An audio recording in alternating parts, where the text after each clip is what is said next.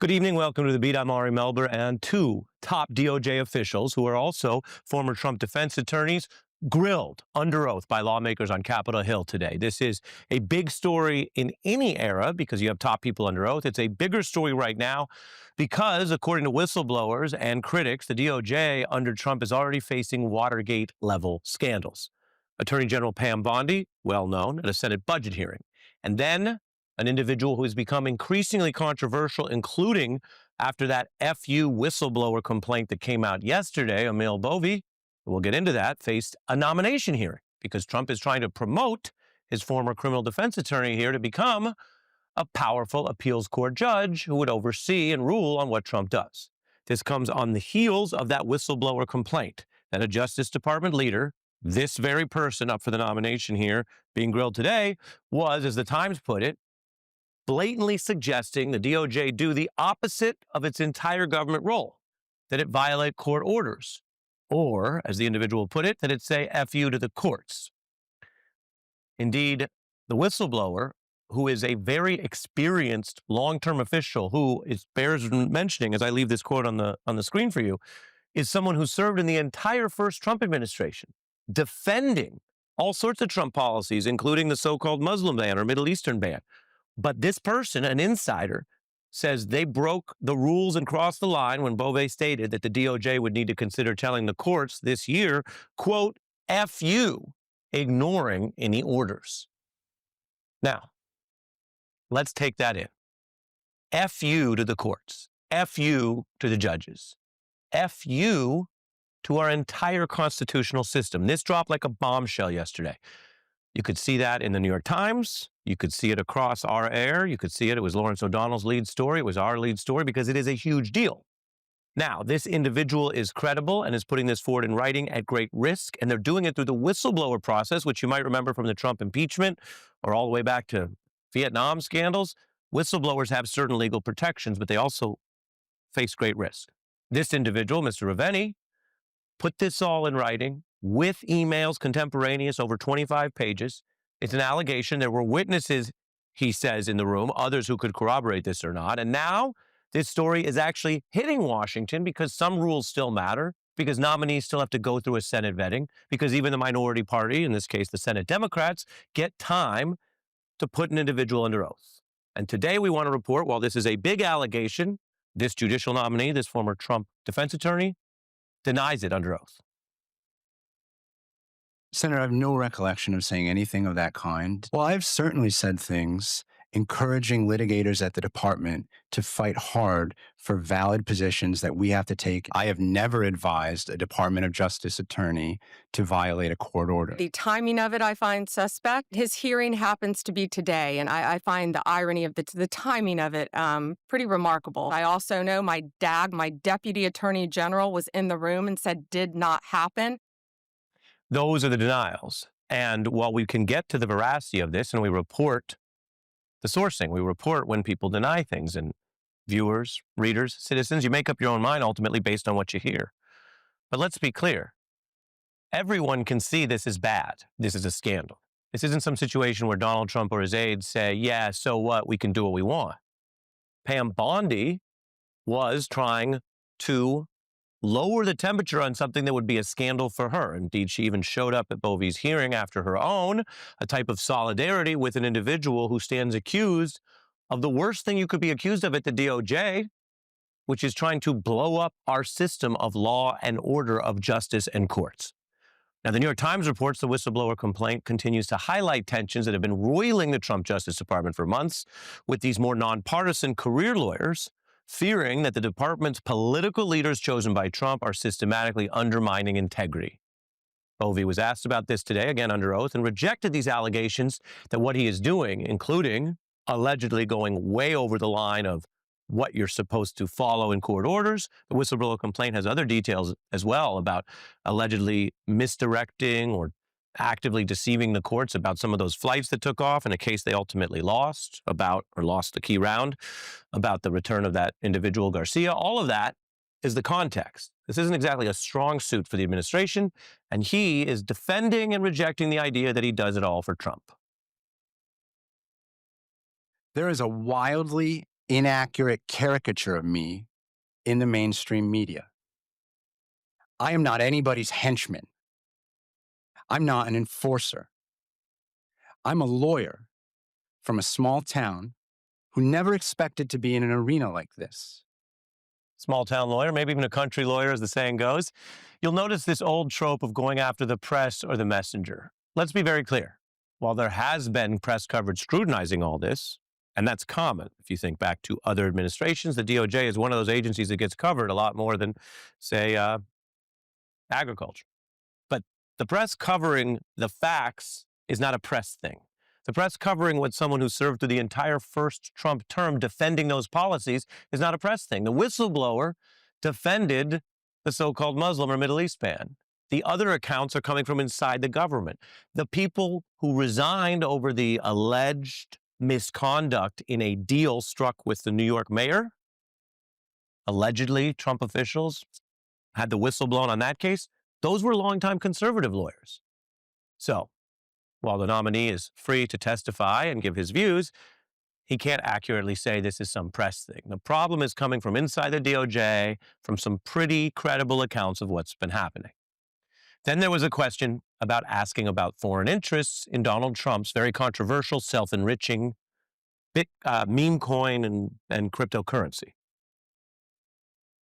It is wildly offensive that you would accuse President Trump of not protecting American interest in our country. You're trying to play a gotcha question with the President of the United States, and it's not going to work. So it was a contentious day. Senator Booker also discussed these issues, addressing his colleagues, and warned about what it would mean given what is known. Remember, there are plenty of qualified lawyers who don't get to be top federal judges who rule on matters of life and death, of capital punishment, of war and peace. It's fine to say that someone did political work or other types of work and that maybe they're not going to be a perfectly independent, impartial judge, which is what the vetting is for, in addition to their professional acumen. Well, Senator Booker said to elevate this man, given what's already known, think about what that means, a lifetime appointment like this. There is no scenario under which the White House counsel could believe that this nomination would be acceptable. Moreover, Mr. Beauvais' record makes clear that he has no business serving a lifetime on the federal bench. We're joined by a former federal prosecutor who's also been counselor to exactly the kind of congressional committees we just saw there, John Flannery, and New York Times Magazine staff writer Emily Bazelon. Emily, I hope Mr. Beauvais wasn't talking about your publication or our outlet, mouthful. But he seemed to want to distract away from the core issue that is relevant and substantive in his hearing, which is whether he has the requisite independence and what the people who've worked most closely with him most recently say about whether he is an honest protector of the rule of law or not. I'm curious how you see it. Well, I think that's right. I mean, I think the question here is who to believe about what happened behind the scenes. This whistleblower report is, an astonishing account of these insider moments, and it's coming from someone who was a longtime career lawyer in the Department of Justice. That means he's not a political appointee. He takes pains to explain that he had implemented the policies of former presidents and of this president. He's actually just been promoted for his work on immigration enforcement. And so he is claiming to come from this perspective where he's defending the rule of law and all of the norms of the Justice Department that say that the government follows court orders. The government tells the truth in court. And so that's his stance here. And of course, then we have this denial from Emile Beauvais, and it's up to you who to believe. They have very different accounts, but the account is coming from inside the House. It is not something that the press spun up on its own. John? Well, Emily has in the past concentrated on bullies, and this is just an example of the lieutenants of Trump doing that, because this whole incident comes from our boy who wants to go on the Third Circuit, telling people this is what they have to do. He calls it encouraging, but he uses the F-bomb, tells them they'll lose their jobs and so forth. The exchange with Schiff was particularly useful, because he did, that is, Beauvais did this interesting thing about "I don't recall," which is a tell for most of us that we should examine, was that a real failure of recollection? He failed to recall that there was the F-bomb. But Schiff, who has experience as a questioner, Yep. former prosecutor, he zeroed in and pushed away the things that Beauvais tried to distract him from. And one of the best ones was the meeting. One of the meetings occurs on March the 14th. On March the 14th, that's when Beauvais says those planes have got to go and it's going to happen, and a whole variety of other things. Then the next day, March the 15th, the judge asks one of the representatives from the Department of Justice, "Are these planes going any? Are there anybody getting on planes and going away?" "Not that I know of." It was a lie. And the significance of that is when he was asked that by Schiff, he says, "Oh, I don't know when the dates were. I don't think there was an order at the time." And to show how precisely Beauvais was thinking, remember that the explanation for not violating the order was that they could have gotten the 100 Venezuelans off the plane in El Salvador before the judge's order was posted. Talk about Philadelphia lawyering. This deception will be shown to be, I think, rampant when they look at the emails and talk to the other witnesses and so forth. If the Republicans stand by him, then the cancer that has affected our government is owned by the Republicans. But that's not acceptable to have the chief. Yeah, and just to drill down on it, the report's about 25 pages. The most damning account was this very direct, blunt admission. And my observation is this was an individual, the whistleblower, had been recently promoted, as mentioned, had defended these other controversial Trump policies, had risen to a level as acting deputy for the immigration department, which is a huge priority for Trump, we all know, where he was more of an insider. Now, it's reported in the complaint that this line still chilled the room. To say it out loud. But he was privy, it appears, again, according to this account, he was more privy to how he says they really talk. And then to your point, he has the notes, he has the emails, John, and the emails also reflect a concern that from the top, there was too much note-taking, there was too much records, right? Too many records that showed the key allegation here is when the judge said, no, don't send anybody else away, they said, let's figure out a way to break that order without maybe admitting in public we're breaking that order. And if they could do that there, John, and I'll give you the mic back, as they say, but if they can do that on that, then why can't they do that on securing ballots or counting the vote or carrying out an execution? In other words, if the Trump administration just says some court orders won't be followed, then what, John? Yes. Well, then what happens is you have the chaos. And I've said this before. Can you stand in the wind that will blow? And we have no law and we have no order. In this case, is very interesting because this person who is comfortable with the immigration policies and had administered them in the prior administration, when this happened and he found out, I think his name is Ensign, who was the assistant who was before the judge, saying, I don't know what's going to happen with these planes. After that, the whistleblower then he contacts a whole bunch of people in the Justice Department. It seemed to me and every DOD, one of those is on a tentacle that's related to this perfidy, if you will, misleading the court, which is more than an ethical violation. Pleadings before the judge not only are ethical and subject to discipline, they're also subject to prosecution. And something as important as this, and given that the judge, Boasberg, held these hearings about why don't I have this information? Where is it? What are you really doing? All of that plays into this. Yeah, and that brings me, I want to bring Emily back in on where the Supreme Court lands on all this, right? I'm going to do something we do sometimes. Our shortest break's 90 seconds. Emily, I want to come back to you on the high court when we return. We're back with John and Emily. We've heard, Emily, increasing concerns from the Supreme Court, sometimes in robust majorities against what Trump is doing on immigration, more recently in a distressed dissent. And doesn't the buck stop with them? How do you view their reaction to this? Because while they don't rule on whistleblower complaints, this is grist for the mill of what they continue to oversee. Right. I think they have so far had a mixed response to these emergency petitions the Trump administration has been filing in these deportation cases. in Judge Boasberg's case, which is the one we're talking about, they started off by saying all these people who are deported, the Venezuelans who are in prison in El Salvador, they have a right to notice and hearing. But they actually said that Judge Boasberg should not have heard the case because it should have been brought in Texas, where the people were being detained, not in Washington. So that then set off a whole bunch of subsequent petitions around the country.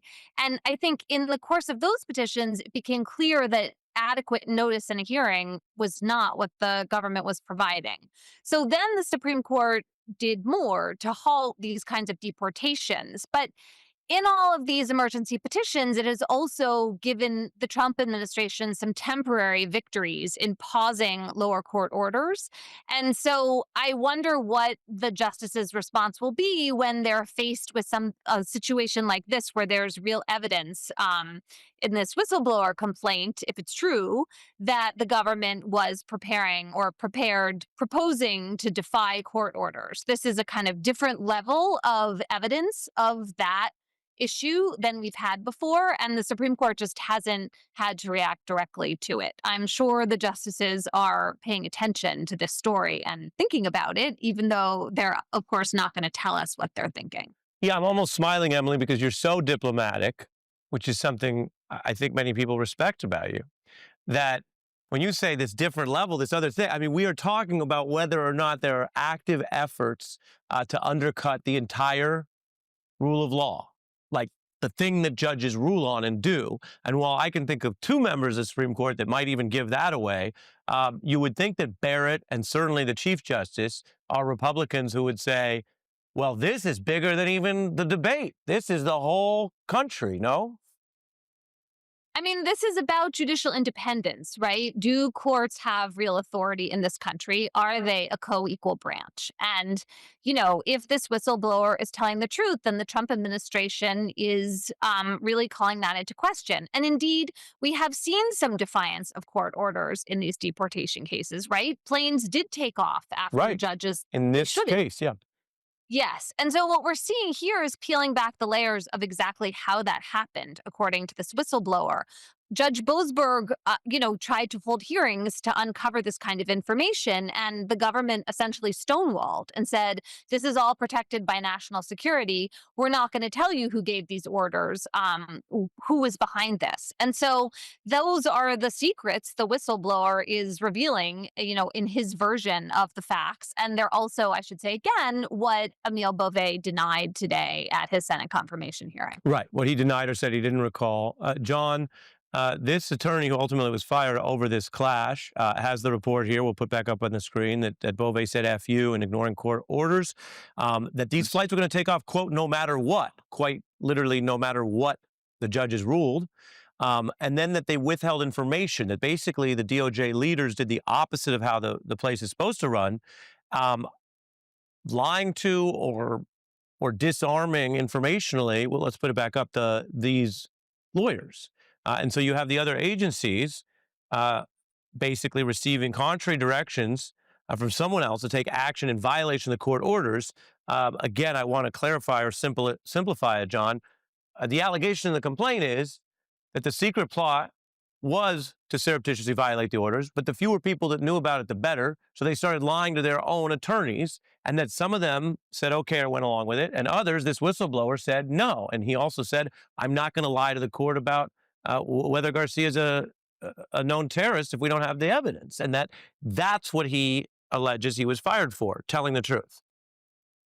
I think that you have to be plausibly deniable in this case. There were reports in the papers. I mean, this was a continuous disgorgement of information that couldn't be concealed by being mum, And it's very interesting that one of the first persons that the whistleblower spoke to or sent emails to said either you or Beauvais is going to lose your job. That shows a knowledge that what they're doing is wrong, and they're comfortable with it because who's going to touch the inviolable Justice Department, formally Justice Department? And I don't think anybody starts with a free pass here. And if I were clerking for Judge Boasberg, I'd dust off our last appearance in court and see what power I had to bring them back into court, put them on the stand, put them under oath, and make them tell me what happened. And I don't mean just him getting there saying, I don't recall, because you can show that how precisely he remembered what happened on March the 15th with regard to the order, and yet he doesn't remember what he said the day before that was so shocking to everybody who was there. That's how you prove a false statement, perjurious statement, when somebody says, oh, I don't recall. You don't get away with it. And having only one witness there and perhaps only a couple of decent interrogators on the Judiciary Committee, you don't get at everything. But this guy has just entered the Rudy Giuliani Memorial Center of Political Suicide. He's going down, whether it gets on the court or not. And every Republican that stands by him is going to have a problem if they're up this November. And how they can lose sight of what they originally brought to running for office, that is a devotion for public service. How do they lose that? How do they become so occupied? And it's another decision of the Supreme Court. We can buy you. And unless that is dealt with, and unless some people show backbone, we're going to have more of the same. Yeah, it's really striking. It is getting traction, the story, the concerns, and there's now a whistleblower process that plays out. But we'll stay on it. John and Emily, thanks to both of you. Democrats continue to lean into their clashes with Donald Trump, including resisting his efforts to prosecute a lawmaker. And the political earthquake, liberals scoring a big win in New York with big dreams about new ways to actually fight back in this era. My friends, we have done it.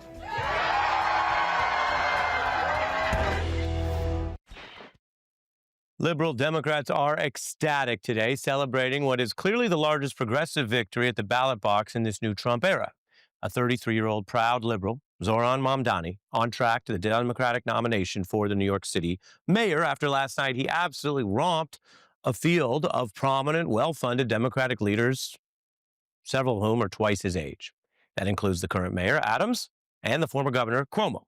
A liberal surge sending shockwaves through Democratic politics in the blue city of New York and beyond.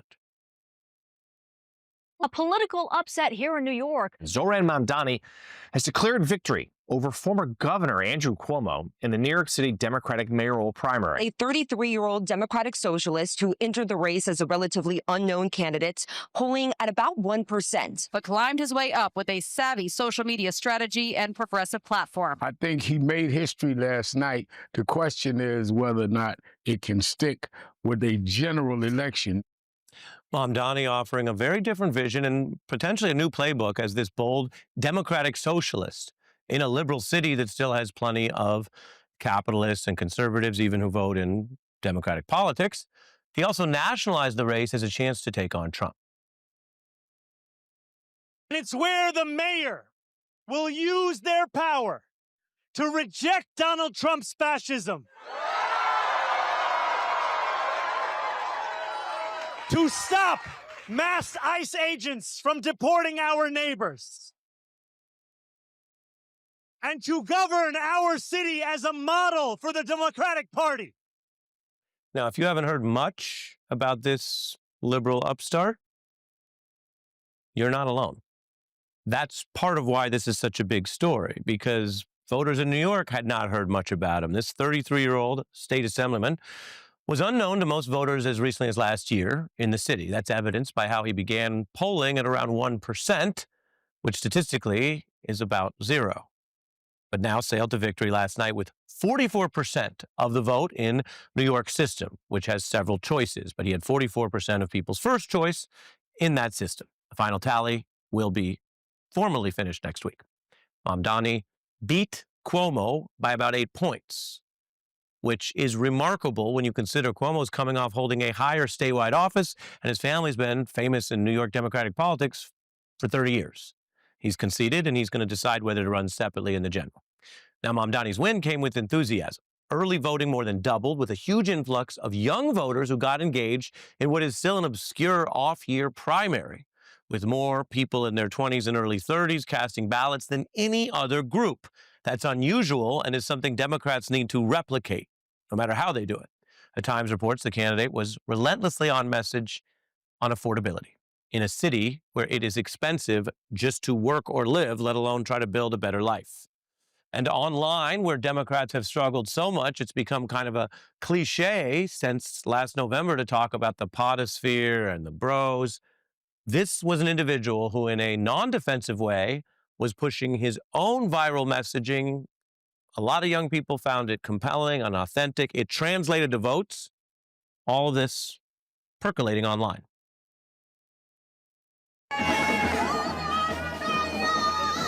Thank you, everybody, for coming out. Gracias por venir. Let's elect Zoran the next mayor of New York. All right, you gonna look out for us? Absolutely. Run the heights in the hood. That's what it is. Running to freeze the rent. We have now been walking for probably about 6 hours. Endorsed by Emily Ratajkowski. and you. I love it. I love it. Knows his stats. Those are from the official campaign account. Mamdani using social media at regular events with canvassing rallies. There's no discussion anymore among serious political people about either or.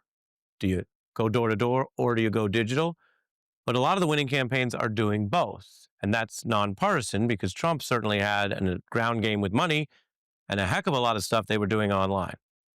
Mamdani confronted Cuomo, both in formal events, but then used a mayoral debate that not many people watched to boost his key moment. One account noting it got over 10 million views, more people seeing his chosen moment than the whole debate in the primary. The other part of this is an old story. Sometimes when Democrats find new voices, whether they are elderly new voices like Bernie Sanders or truly young new voices, they seem in the elite and establishment circles to be upset that someone else is trying to do something different. A lot of top Democrats in the current party were backing Cuomo. President Clinton, who had a link to the family. Prominent New York City establishment Democrats. Out-of-state Congressman Jim Clyburn, who's widely respected, but was going with the old guard. And national Democrats, of all the things going on right now, decided they would stop Mamdani, which so far they haven't done in the primary, by funneling $25 million into one of those big super PACs for Cuomo. The Times reporting on that failed effort. Elected Democrats also said Mamdani is too extreme. Well, the voters will decide that over time. They cited, of course, the liberal economics, but that's something that Bernie and AOC have found has national support, and foreign policy views that include strong criticism of the Israeli government. Now, foreign policy is not part of being mayor officially, but for many administrations, many mayors have talked about that or traveled to Israel in this city with many Jewish voters who also have diverse views on the topic. Obama campaign guru David Axelrod said the views on Israel may force some national Democrats into an uncomfortable position. Politico reports he also could become a boogeyman to the Republican Party that wants to paint opponents as radical. And then you have the messaging at Fox News.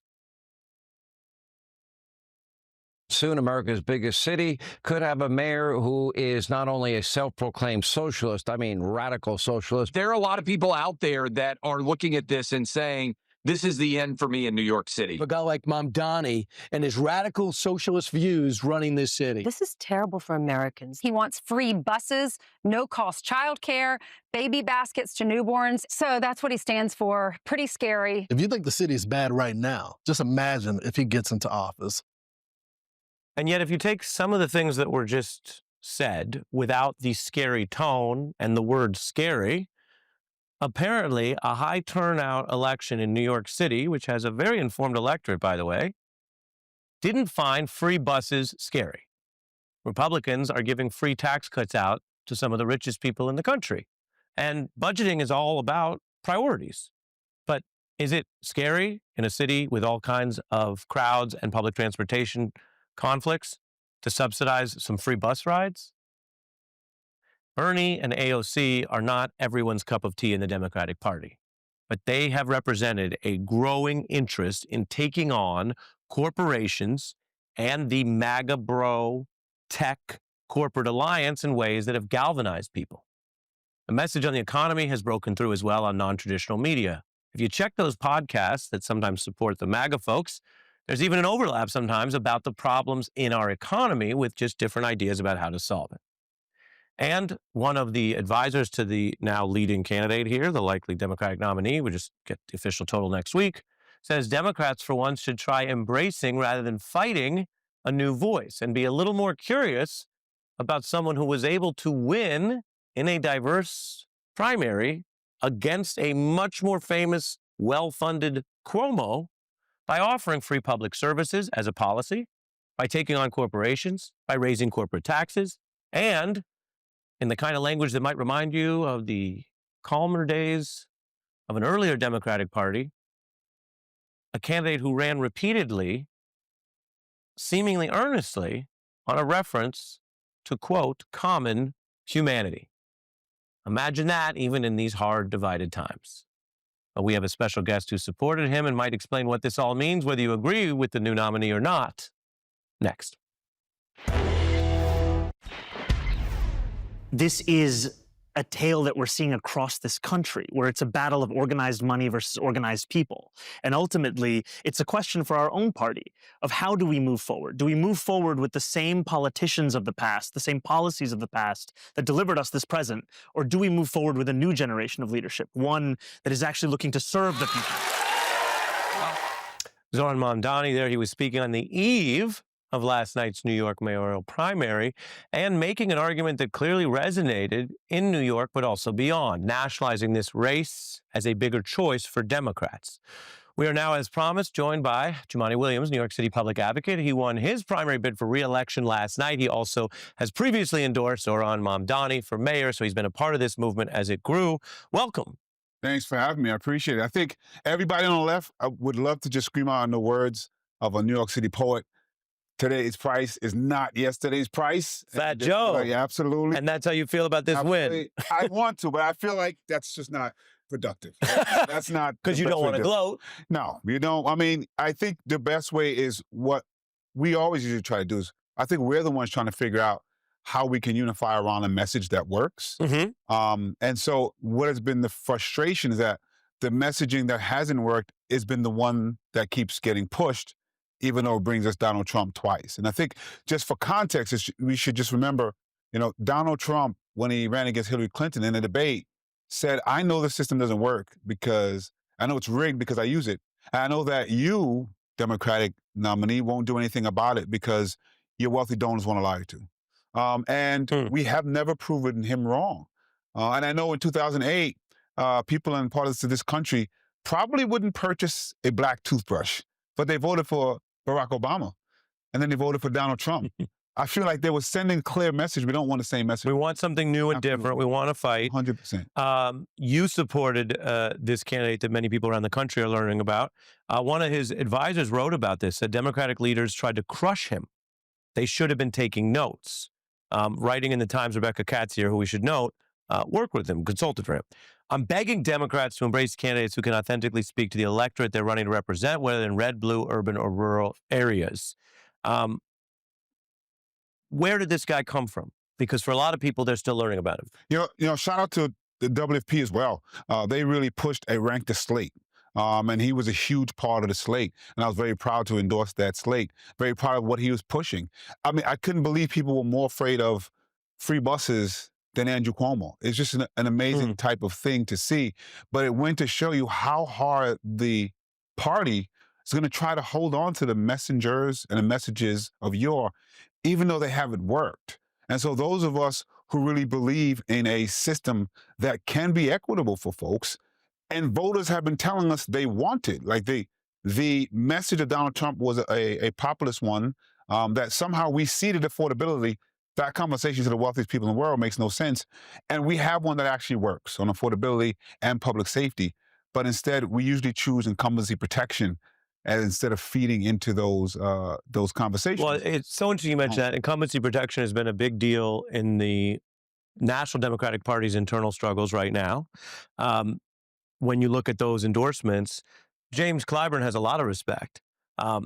But he didn't need to come into New York anyway, right? The idea that people went out of their way of everything going on in the country, liberal donors put, or maybe they weren't that liberal, but Democratic donors put $25 million in to help Cuomo to stop your guy, Zohran. And you mentioned the affordability. I want to show Bernie, who has this commonality with some of these guys, 40 years younger guys and gals, of course, on Joe Rogan, who endorsed Trump.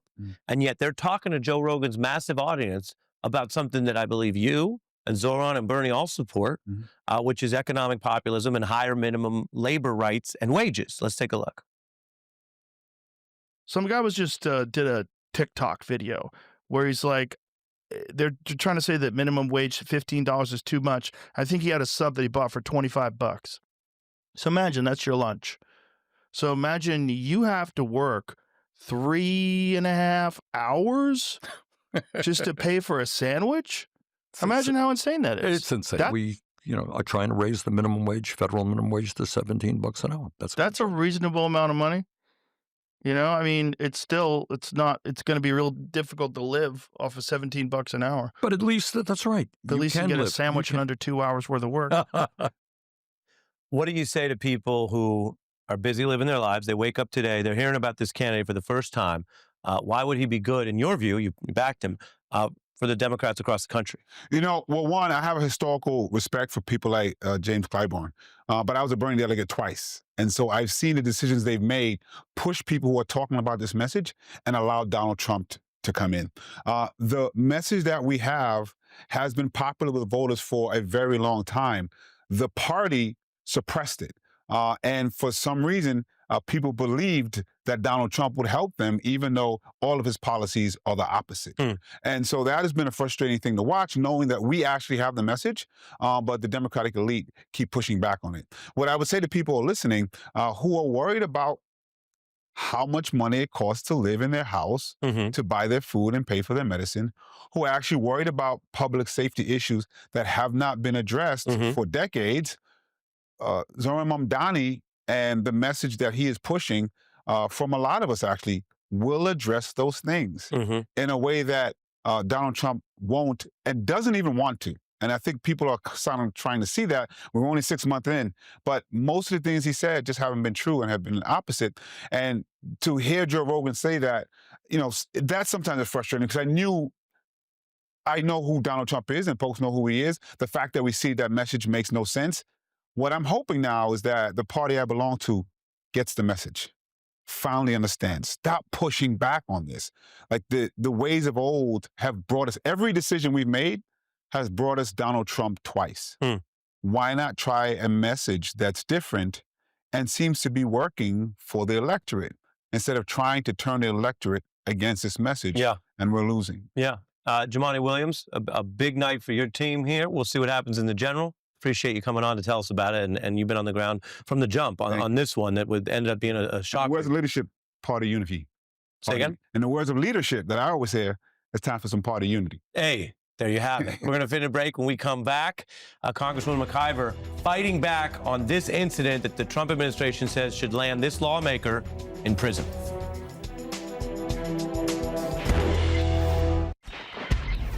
This is all about political intimidation. They weaponized the Department of Justice. We've seen different cases of this administration bullying and intimidating elected leaders. That is a Democratic lawmaker who the Trump DOJ is still trying to put in prison over a controversial and relatively brief incident outside a detention facility. Congresswoman McIver went into court to plead not guilty today. The charges are that she was interfering with federal officers or assaulting them in this controversial incident caught on video outside an ICE detention facility in New Jersey. The Trump administration has seen these physical altercations bubble up. This is one, though, that they want to turn into a chance to imprison lawmakers in a co-equal branch of government who oversee those ICE facilities. Federal agents also handcuffed the United States Democratic senator. At that same incident, they arrested Newark's mayor, but then that case fell apart. The charges dropped. They also arrested a top elected official in New York City, but didn't file charges. So we're seeing this escalation. The McIver case is the one where there's serious pushback. Most of these involve immigration debates. All four have actually spoken out in interviews here on The Beat. And we're looking forward to my day in court. I mean, the facts are on my side. I was at Delaney Hall to do my job. And I think that this is all political intimidation. Do you view it as excessive force or an effort to intimidate the opposition party? Look, personally, I think it was excessive. If they're willing to do this to me, a United States senator representing the state of California, just to imagine how it's going with their immigration enforcement on the streets. To have these, like this gang in the elevator lobby, not wearing uniforms, wearing masks, descend on people, it is both to execute mass deportations and to strike fear, not just into immigrant communities, but into all American communities. To hurt people, to embarrass people, to humiliate folks. And they'll go further than that if they can. Those are the voices of several of these individuals standing up. Congresswoman McIver is the one who faces the most imminent threat of prison. Her trial set for November. We'll be right back. You know, there's a lot going on. We live in a big world. It's not just the East Coast. We covered D.C. and New York tonight because of the New York primary. It's not just America, but it's not just our world. If we look beyond even our cosmic neighborhood, we want to share with you the very first images from the world's largest digital camera. This is from a Rubin observatory located in Chile in South America. The first image actually uses about 600 plus images to show a part of the universe that is so far away you would never see it if not for this technology. What you're seeing here is actually several thousand light years away, a small section of the Virgo cluster and parts of the Milky Way and several other galaxies you can see here. And here is the cosmic treasure chest, which contains 10 million different galaxies. That's less than 1% of what are actually about 20 billion galaxies out there that this observatory will be able to capture, although it will take about 10 years. Look out there and remember the scale of our known extensive cosmic world. It's extraordinary. That does it for us.